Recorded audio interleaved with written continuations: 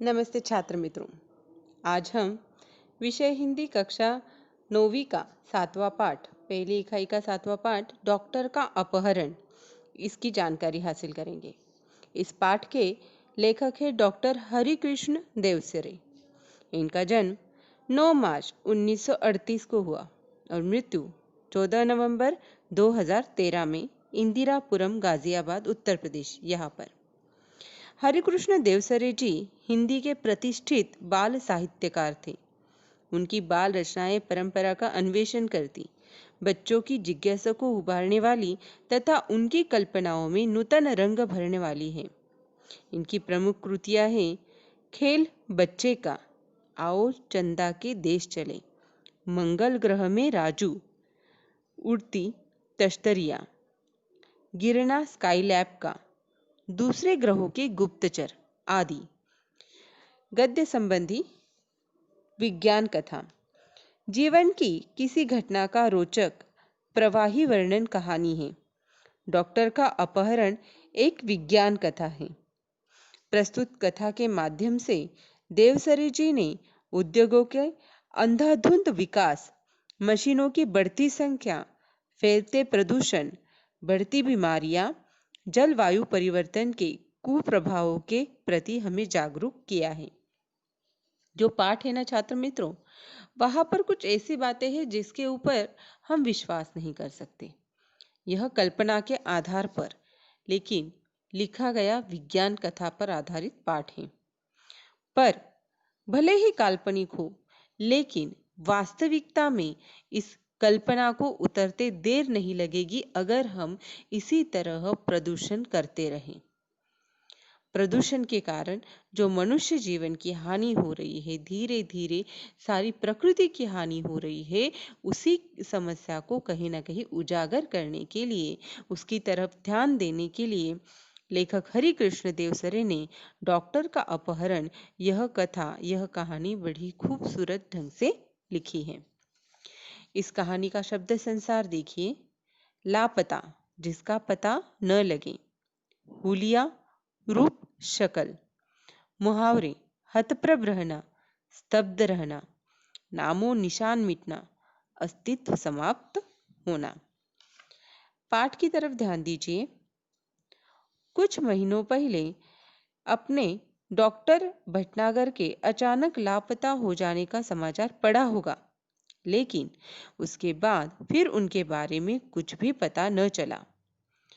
हुआ यह था कि एक रात को लगभग 2 बजे उनके घर की कॉल बेल बज उठी। छात्र मित्रों, यहाँ पर जो कॉल बेल यह शब्द है वह अंग्रेजी शब्द है जिसका वैसा का वैसा इस्तेमाल हिंदी में किया गया है। कॉल बेल यानी कि दरवाजे की घंटी। आदत के अनुसार डॉक्टर भटनागर उठ गए। उनकी पत्नी जागकर भी बिस्तर पर ही पड़ी रही, क्योंकि वह जानती थी कि ऐसा तो रोज ही होता है।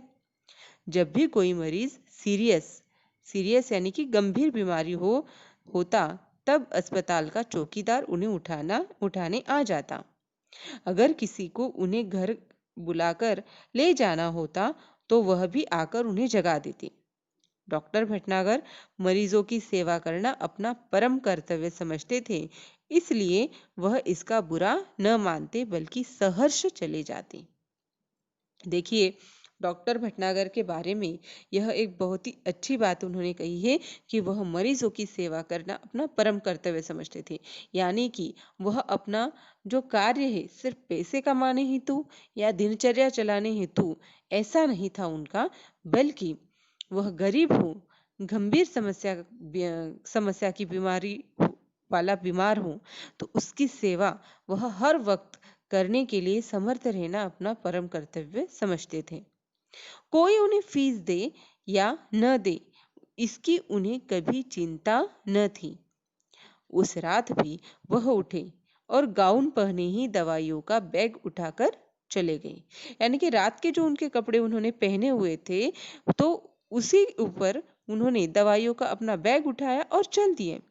आमतौर से होता यह था कि वह 1-2 घंटे में लौट आते थे या फिर सवेरा होते होते तो अवश्य ही आ जाते थे, क्योंकि उन्हें अस्पताल समय से पहुंचने की आदत थी। देखिए, अपने समय के पाबंदी के बारे में, वक्त की पाबंदी के बारे में भी उनका यहाँ पर दिखाई देता है कि कुछ भी हो जाए, रात में अगर वह किसी बीमार के इलाज के लिए जाते थे, तो रात में 1-2 घंटों के बाद या फिर सवेरा होते होते अवश्य जरूरी लौट आ जाते थे। परंतु उस दिन ऐसा हुआ कि वह सवेरे भी नहीं लौटे। किंतु उस दिन जब देर सुबह तक डॉक्टर भटनागर नहीं लौटे, तब उनकी पत्नी चिंतित हुई। पहले सोचा कि शायद मरीज की हालत गंभीर होगी, इसलिए देर लग गई होगी। फिर यह भी सोचा कि हो सकता है आज सीधे अस्पताल चले जाए। लेकिन जब मरीज उन्हें घर पर पूछने के लिए आने लगे, तब उनकी हैरानी बढ़ गई। उन्होंने मित्रों तथा कुछ अन्य संबंधियों को फोन किया और डॉक्टर साहब के बारे में पूछताछ की, किंतु कोई जानकारी न मिली। जाहिर सी बात है, जब भी हमारे रिश्तेदार या फिर हमारा कोई दोस्त, घर वाला देरी से आए या फिर वक्त पे ना आए, उसका फोन भी ना लगे, तब हम भी चिंतित हो जाते हैं, उसकी खोजबीन करने लग जाते हैं। तो उनकी पत्नी ने भी यही किया। कुछ देर के लिए वह यही मान बैठी कि शायद वे किसी दूर के गांव में गए हो और किसी कारण से जल्दी वापस ना आ पाए हो। तो उन्होंने कहीं ना कहीं ये सोचा कि जो डॉक्टर भटनागर है, ऐसे किसी बीमार को, मरीज को देखने के लिए गए हैं जो दूर गांव में रहता होगा, और इसीलिए वह जल्दी नहीं लौट पाए हैं। शाम तक भी जब डॉक्टर भटनागर नहीं लौटे, तब उन्होंने पुलिस स्टेशन को फोन किया। डॉक्टर भटनागर का इस तरह गायब हो जाना पुलिस के लिए भी हैरानी का कारण बन गया। चारों ओर खोज शुरू हो गई। वायरलेस संदेश भेज दिए गए। वायरलेस संदेश, ऐसा संदेश भेजने का यंत्र जो वायरलेस होता है, जिसमें कोई वायर जुड़ी नहीं होती। तो ऐसे जो वायरलेस संदेश के जो यंत्र है, वह पुलिस के पास होते हैं, और जल्द के मामले में, जल्दी केस सुलझाने के लिए तो उनको यह यंत्र, यह मशीन काम में आती है। तो संदेश भेज दिए गए। डॉक्टर भटनागर के गायब होने का समाचार बिजली की तरह शहर भर में फैल गया। उनकी पत्नी खोज के लिए केवल इतना ही सूत्र दे सकी कि डॉक्टर साहब अपनी कार में नहीं गए। सूत्र दे सकी, यानी कि इतनी ही जानकारी दे सकी। जाहिर सी बात है, वह तो बाहर उनके साथ गई ही नहीं देखने के लिए कि वह कैसे जा रहे हैं या किसके साथ जा रहे हैं। उन्हें लेने कोई गाड़ी आई थी, जिसके बड़े पहियों के निशान उन्होंने सवेरे घर के बाहर सड़क और फुटपाथ पर देखे थे।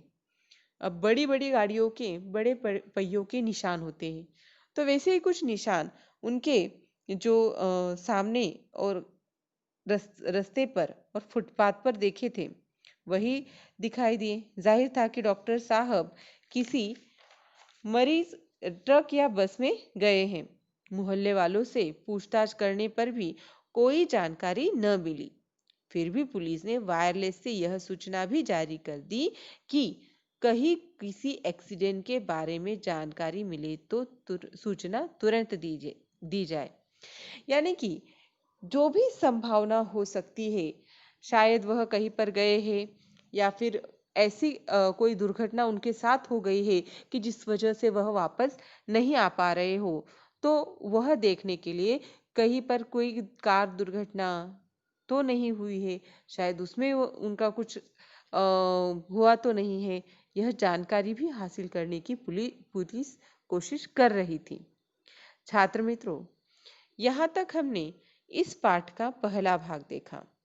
पाठ बड़ा है, परंतु विस्तार से समझाने के लिए इसे कुछ अन्य भागों में भी मैं बताने वाली हूँ। डॉक्टर का अपहरण इस पाठ का यह पहला भाग है।